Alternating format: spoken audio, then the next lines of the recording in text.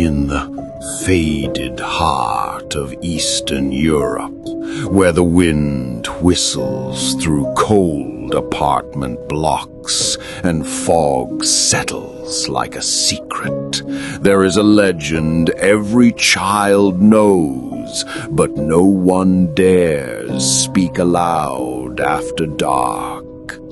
It is the story of the Black Volga.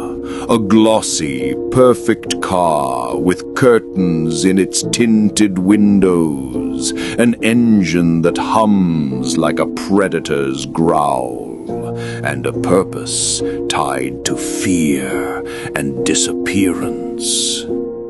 It was autumn in the Polish city of Krakow when Marek, Irena, and Alex, three inseparable friends, finished their classes at the aging, graffiti-marked high school.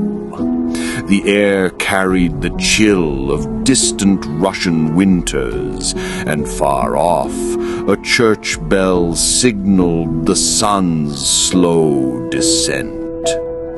They laughed and traded ghost stories, their book bags thumping against their backs as they rushed to make the next tram.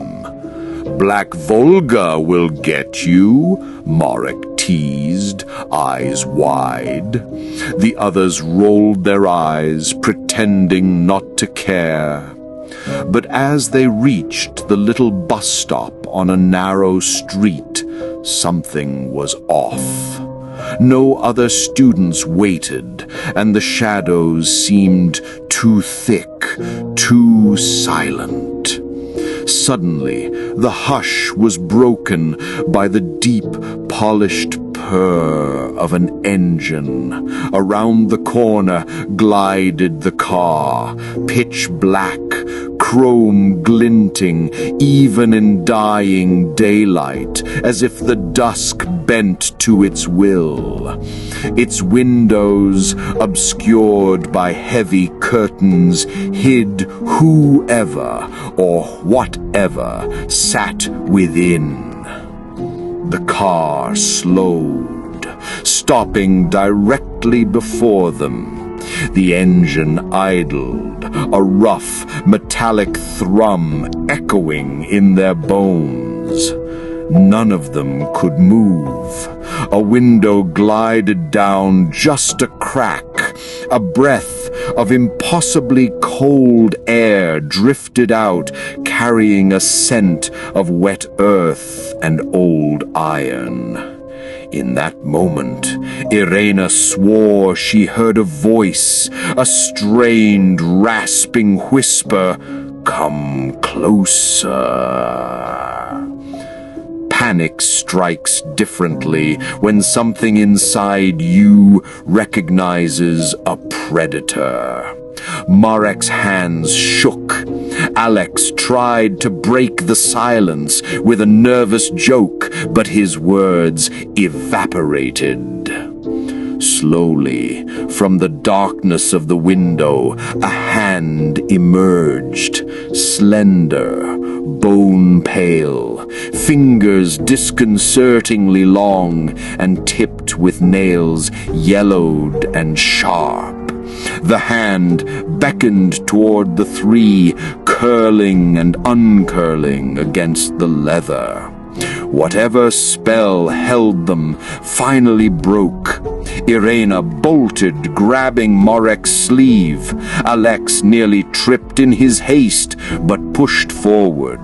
Behind them, the car's headlights flickered, two hungry eyes trailing them through the narrowing streets. No matter which way they turned, the idle purr of the engine seemed to follow, a stalking, relentless presence.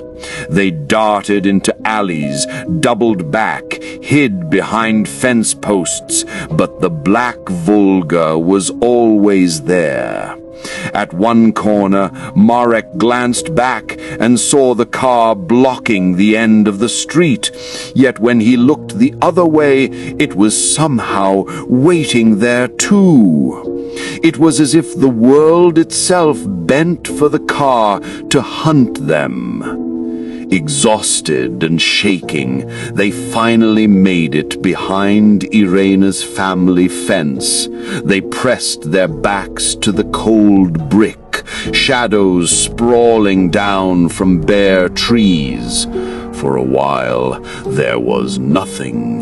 No movement, only their ragged breathing. Then, from the alley beyond, the engine shuddered to life, tires crunching gravel as it moved on in search of prey. That night, none of them slept soundly.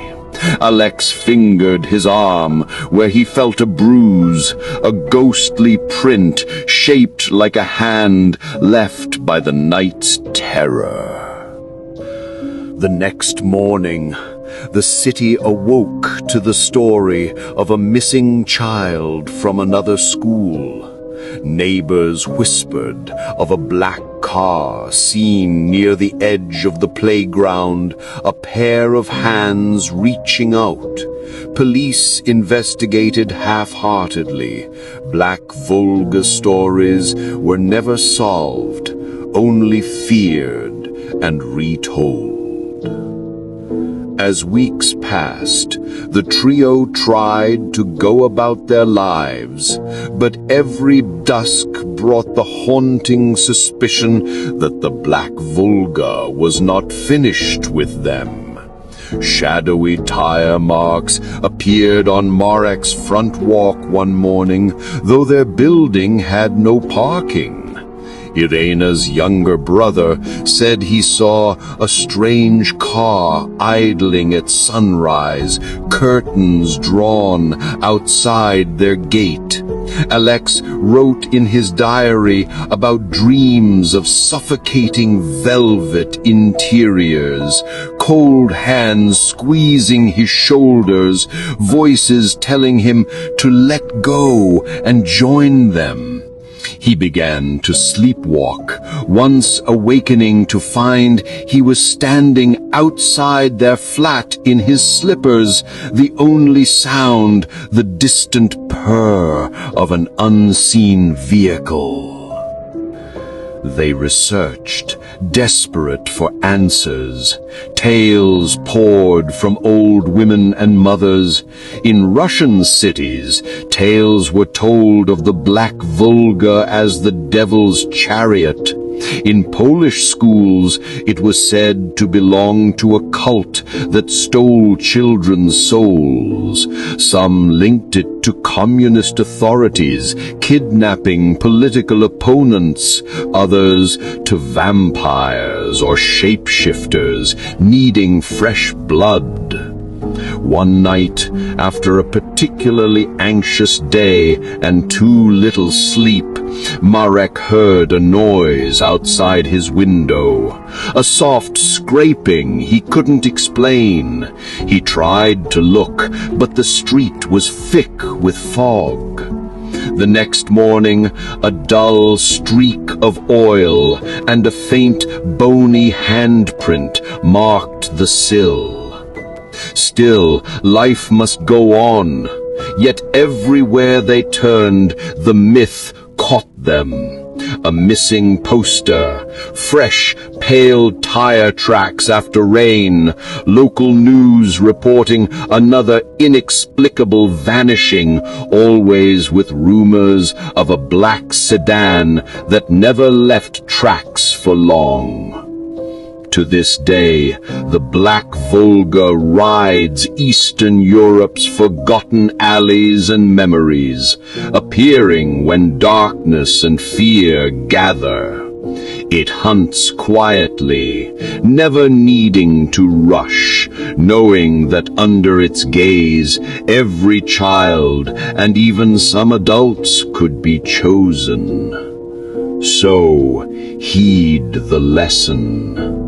When dusk falls in old towns and the roads shimmer wet, do not linger on empty streets. Beware the sound of a purring engine. Beware chrome that shines without light.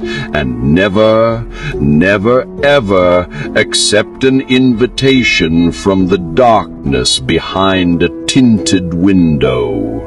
For some stories hunt you back, and the black Volga never chooses lightly.